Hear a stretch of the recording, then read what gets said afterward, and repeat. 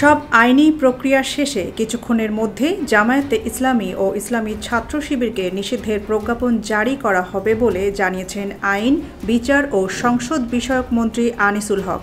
১ August সচিবালয়ে মন্ত্রণালয়ে নিজ দপ্তরের সাংবাদিকদের সঙ্গে আলাপকালে তিনি একথা বলেন।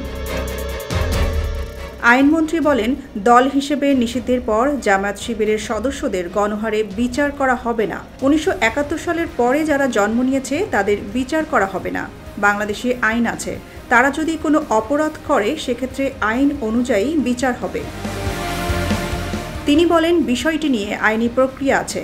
এই নিষেধের যে গ্যাজেট প্রকাশ করা হবে সেটারও কিছু আইনি বাধ্যবাধকতা আছে, সেগুলো পূরণ করতে হবে।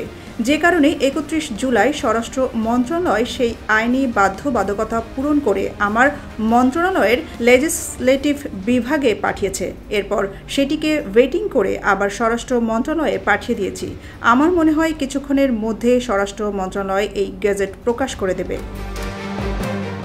তিনি আরও বলেন, সরকার এই সিদ্ধান্ত নিয়েছে যে সন্ত্রাস বিরোধী আইনের ১৮/১ ধারায় জামাত শিবির ও অন্যান্য যে অঙ্গ সংগঠন নিষিদ্ধ করল এবং এটা সন্ত্রাস বিরোধী আইনের যে দ্বিতীয় তফসিল আছে সেখানে এগুলো তালিকাভুক্ত হবে।